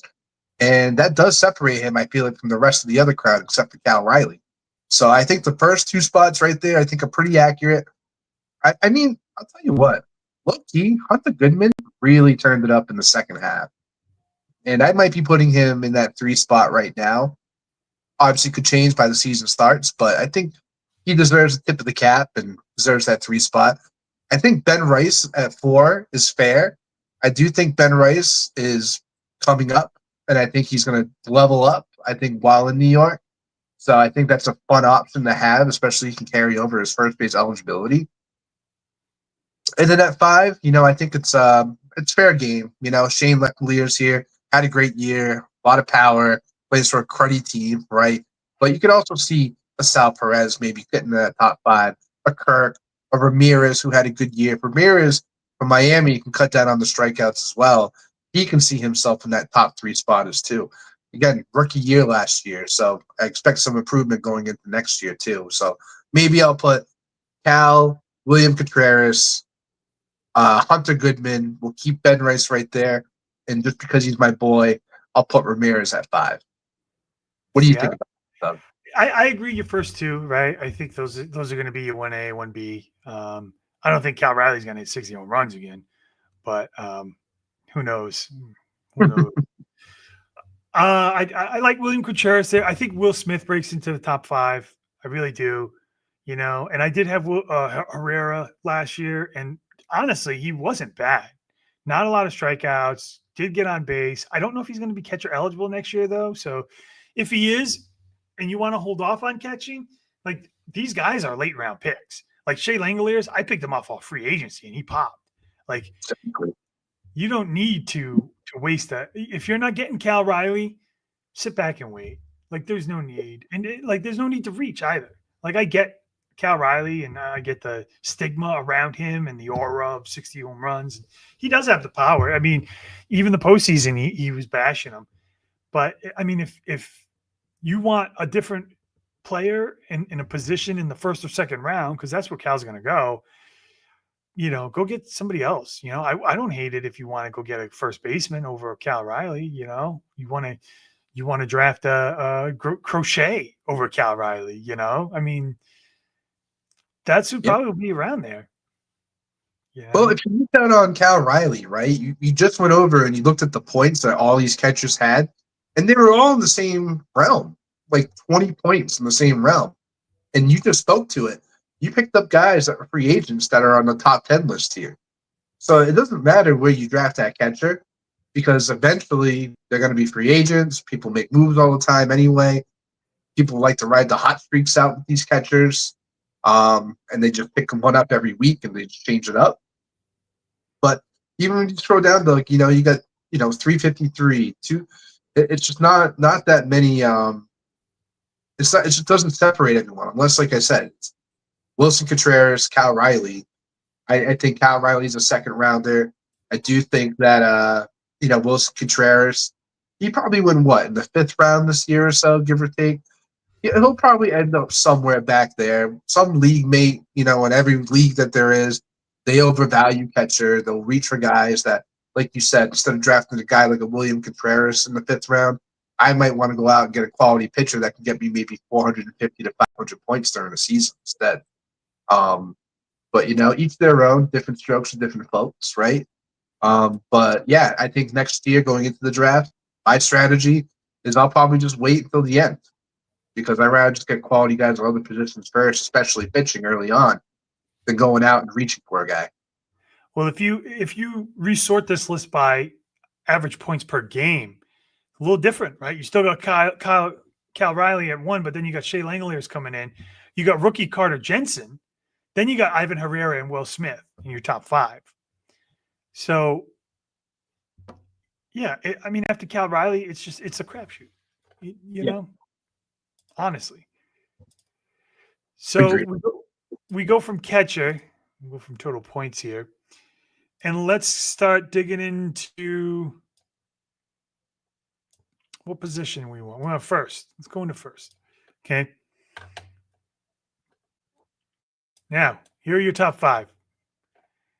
Bellinger is really outfielder, but because he was first base eligible, technically Josh Naylor was number 1, but you got Bellinger, Naylor, Vlad, Pete Alonso, and Devers, and then Vinny P coming up the rear. Now you want to look at some of the overall numbers here. Strikeouts, man, 192. That's got to be Devers, right? Yep. 192. 162 for Pete Alonso. Wow. Yeah. Only 90 for Bellinger. 83 for Josh Naylor. And 30 strikeouts. Like, look at that. 30 stolen bases for a first baseman. You know, the power may not be there, 20 home runs as opposed to some of these guys. But look at 20 home runs, 92 ribbies. You know, 48 walks. I mean, you look at the points. Oh, they're right there. Right there. 430, 451, 448, 442. And then there's a little drop right here. There's 429, and that's Devers. Yeah. Then you see the drop. So, I mean, obviously in this list, Bellinger's not going to be in it next year. Honestly, it's going to be Vlad or Naylor, 1 or 2 in me, for my opinion, anyways. And I don't even care where Josh Naylor goes. I mean, he showed me in Seattle that he can still hit and steal bases. So those are going to be my 1 and 2s regardless. And I really do think, Doug, that these guys, it's not like, oh, I'm going to draft, Naylor because I know he's going to go later than Vlad. I do think these guys are going to go like almost right next to each other. So it's not like you're going to get like the value pick between one of these guys. I think from a fantasy perspective, the cat's out of the bag with Josh Naylor. We know who Josh Naylor is now. So he is an elite first baseman, all for what it is. Like you said, no more Cody Bellinger. That puts Josh Naylor at number 1 on this list now. So he's going to go early. I mean, the name appeal is obviously Vlad Guerrero. So he'll probably go ahead of him, but really it's like 1A, 1B at this point, like you said, with the points. Again, Pete Alonso, yeah, he's up there for sure, but at the same time, though, those strikeouts, potentially a new home, I don't know. I'm not about it. I'm just still not buying into it. He's really up there because of the first 2 months. He was hitting 330, and he had like 13 home runs or something like that. His numbers were wild. Second half numbers were garbage. I mean, we can even, break this down even further if you wanted to, and looked at, let's look at the last 15 games, or even let's look at the last 30, and let's see where he is on this list for total points. And not Naylor, Olsen, Vinny P. I don't see Josh. I don't see there he is. There he is. All the way at the bottom. 62, 2.3. That's almost that's borderline free agency, right? Yeah. 33 strikeouts in an entire month. Yes. Got you crazy to see Belly down there too. Got some first baseman that didn't have a great 30 days, except Josh Naylor.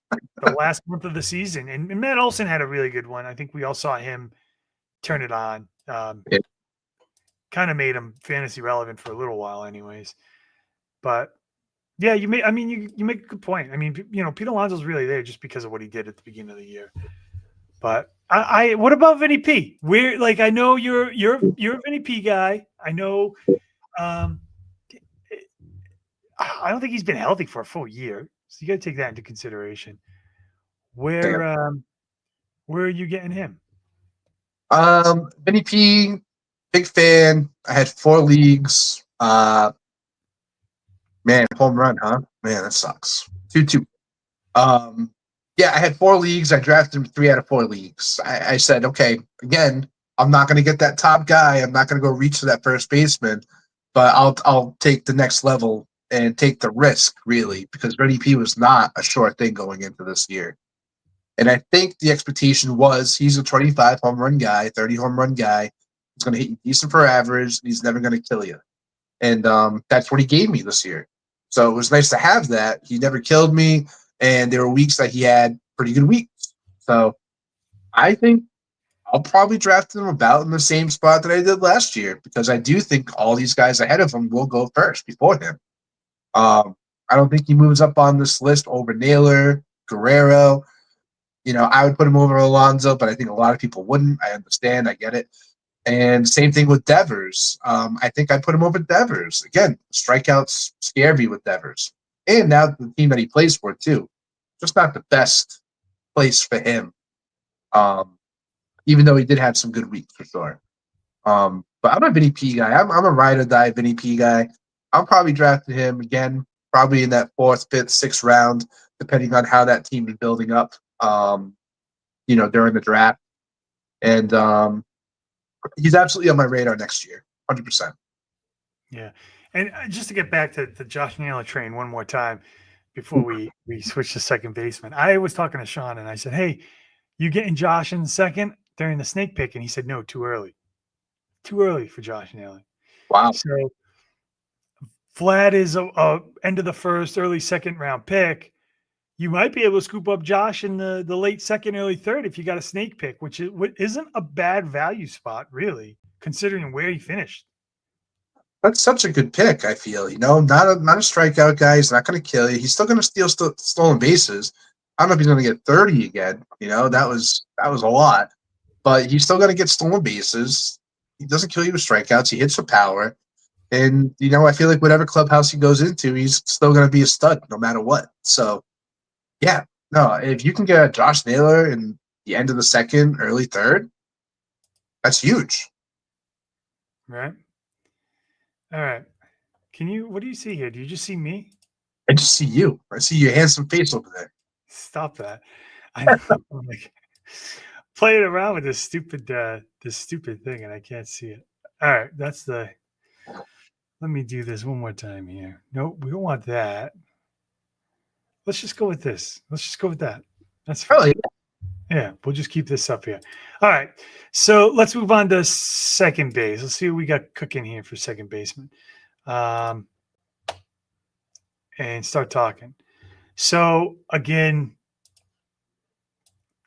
some of these, honestly, this is probably, in my opinion, this is probably the thinnest position. Not a lot of sexy names, right? You got Miguel Garcia first. You got Nico Horner, who I think is probably going to be one of the first second basemen, along with Marte and Arias. Bryce Terang, he should move up a little bit. He should be all right. Altuve, I expect Elvis to kind of bounce back. Gleyber Torres, maybe. Polanco, Jazz. All these guys, you can kind of see them.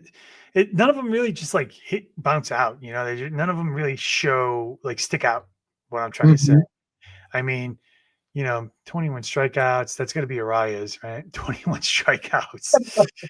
Crazy. Then you get 150. I think that's Bryce Terang at 150 strikeouts. Only 4 stolen bases. That's Marte. 28 home runs. That's Marte. So, again, not a lot of points, right? First and second, really just 6 points. But then you go, 97, 92, 38. So it's almost like catcher where, but it's weird because nobody to me sticks out as a number one. Like Cal Riley is the number one catcher off the board. We all know this.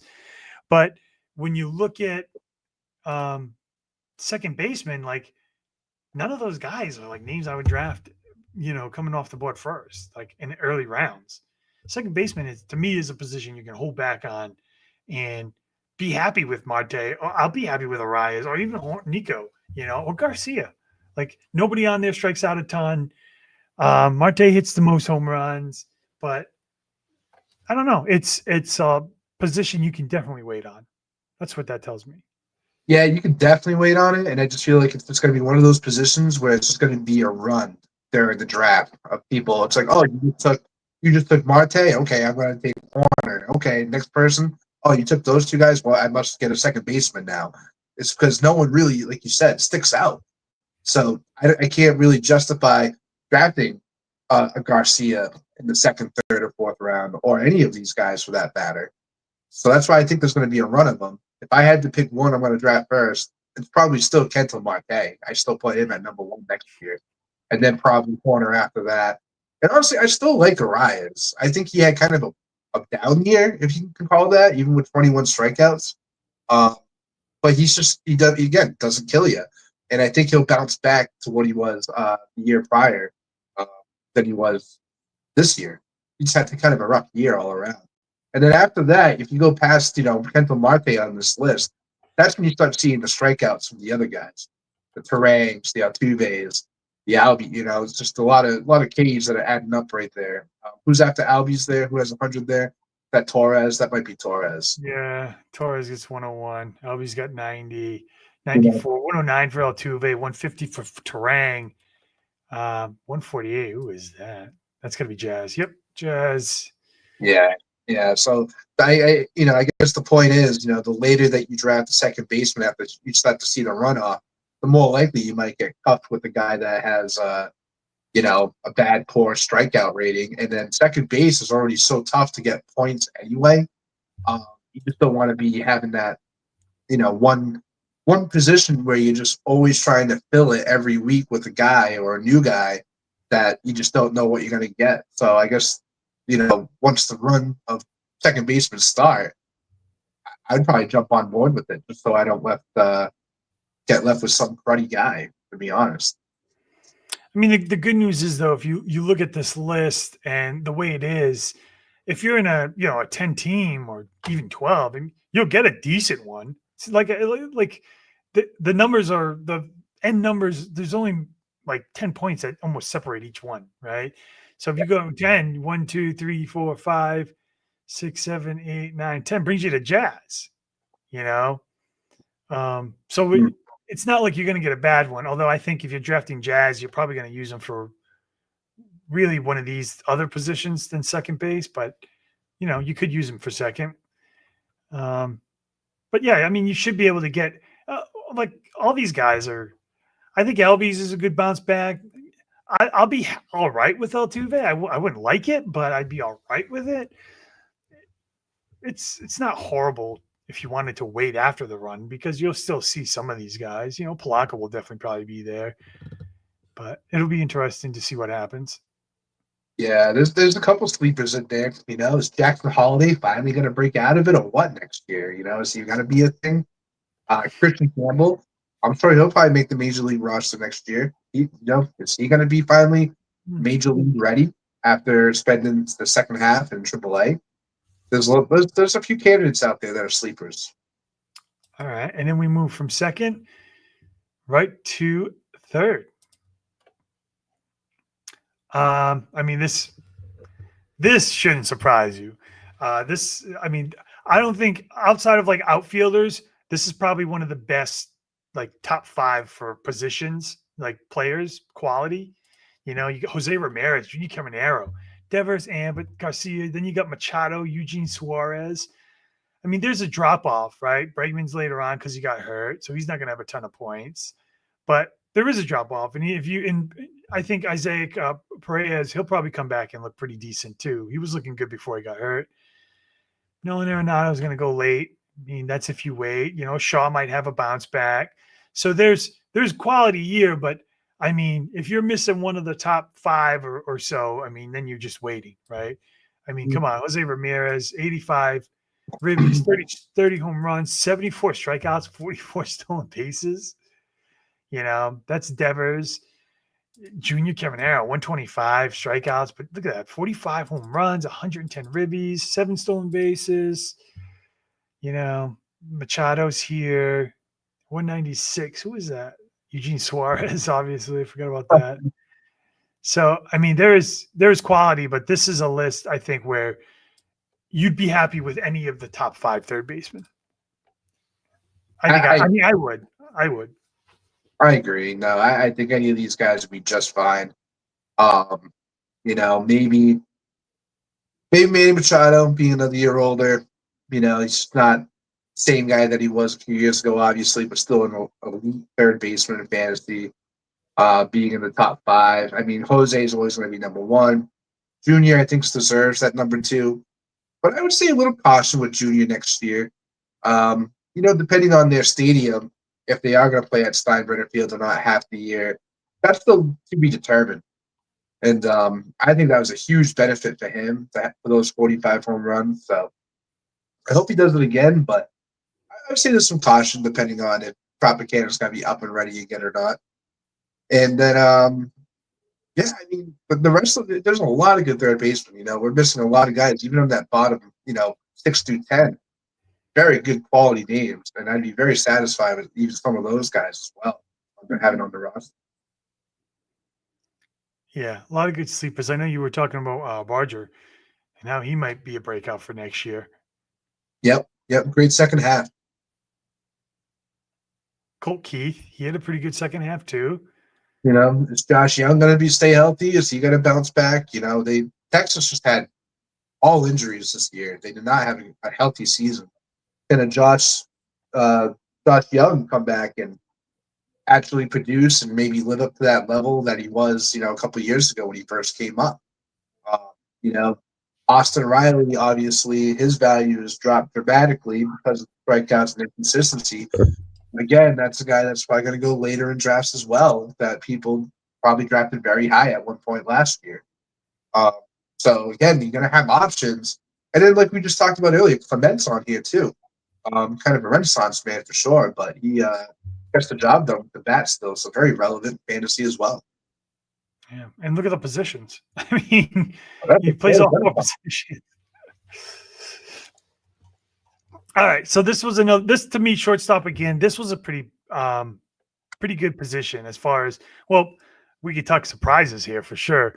Perdomo number 1, but I mean, you look at the top 5. This is a stack. This is a stacked position. Perdomo, Lindor, Witt Jr., Garcia, Betts, Trey Turner, De La Cruz, there's Bo Bichette, Gunnar Henderson. I mean, you should get a top shortstop if you're in a 10 or 12 team.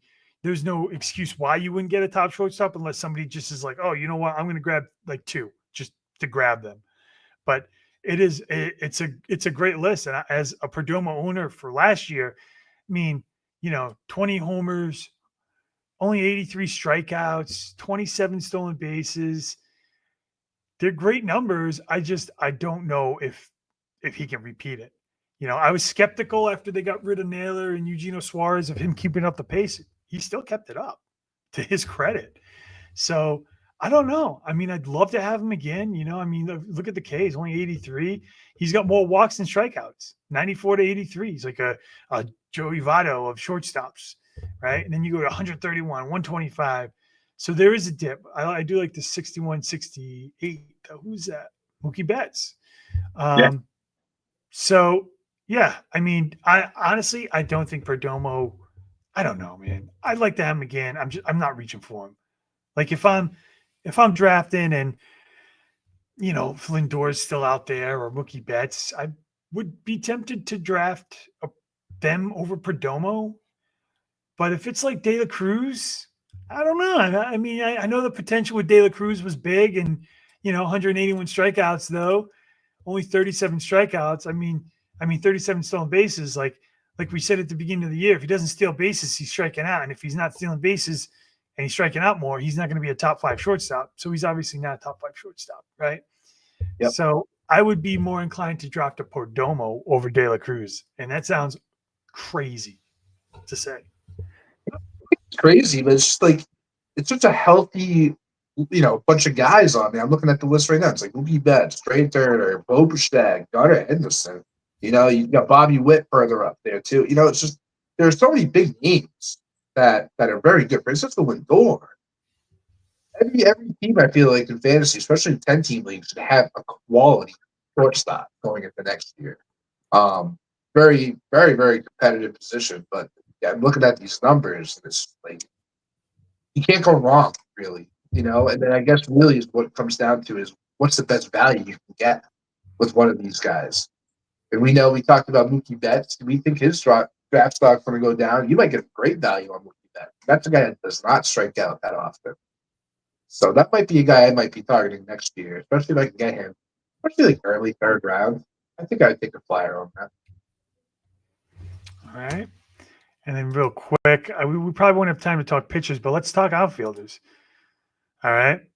You had Aaron Judge, Juan Soto, George Springer, Corbin Carroll, Bellinger, Tatis, J-Rod, Tucker, Betts, PCA, Rooker, Kwan. So you had a pretty good, I mean, nobody would ever think Springer was going to be a top 3. But you look at the overall numbers here. I mean, let's talk. I mean, you could talk Soto, and like everybody was down on him. Dude, 43 home runs and 38 stolen bases, 137 strikeouts, 127 walks. I mean, look, and there's not much separating him. Look at that, 15 points separating him between Judge, and that's Judge who hit 10 more home runs. He hit 10 more home runs, and there's only 15 points separating them. You know, then there's a massive drop. Then you got, 469. This is Corbin Carroll. That's Springer. Tatis is in here. They're all pretty close, but yeah, I mean, can't go wrong. Honestly, obviously, no one's going to draft Springer to sign next year, but it's talent. You should have at least one good starting outfielder, I think. You need one. You at least need one. If you get 2, that's a bonus. And outfield, it's like deep but not, right? Like you said, you have to really get one of these top quality guys, and then you can build out the rest of it pretty comfortably. But I feel like you need one of those guys, even like a Stephen Kwan, like you said. I would be A-okay with Stephen Kwan being one of my number 1 outfielders out there, just because again, the strikeouts not very much. Very, very consistent with the bat. Just year in, year out. Like he's got the track record, so I'm comfortable with it. Some of these other guys on the list can definitely go, one way or the other.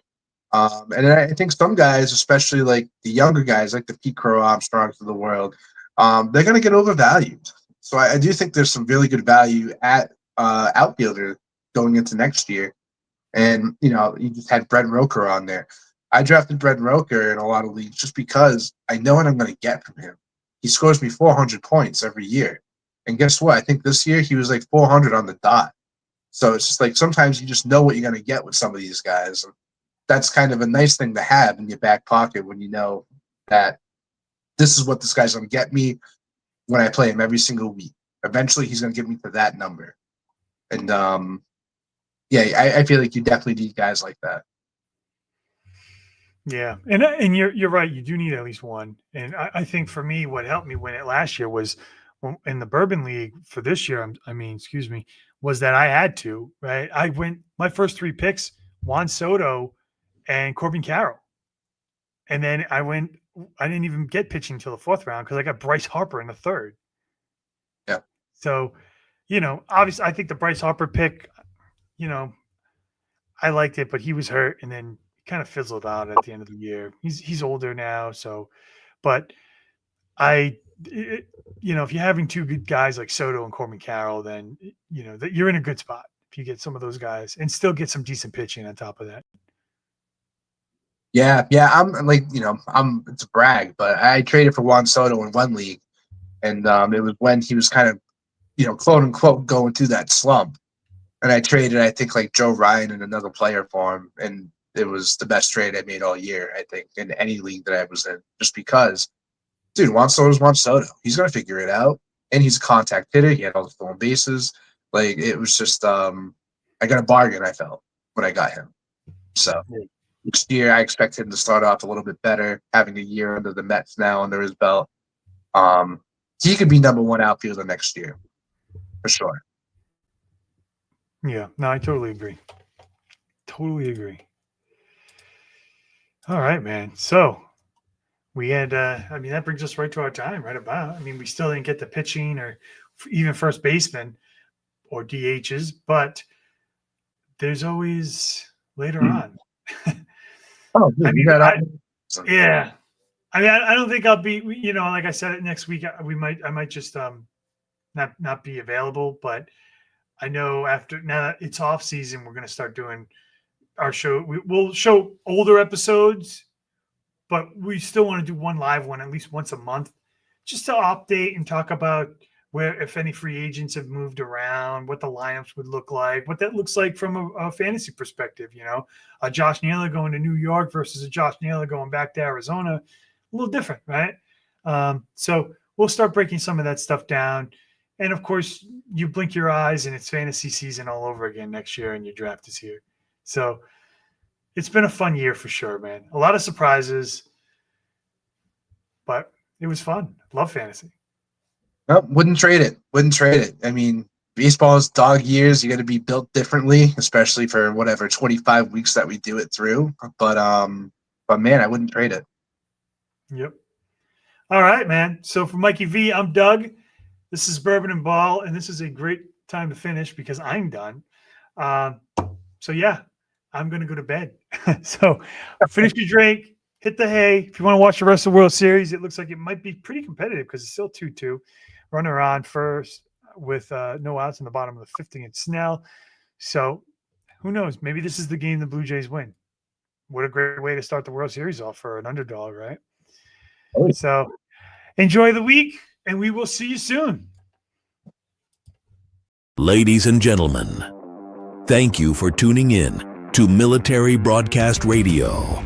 As we wrap up today's show, we want to remind you that the podcast of today's episode will be available right after we go off the air. So if you missed any part of the show or want to listen again, be sure to check it out. And remember, we're here to support and honor our veterans. Your stories and experiences matter, and we are committed to giving you a platform to share them. That's right. We're here to give our veterans a voice. So don't forget to catch the podcast and stay connected with us, giving our veterans a voice.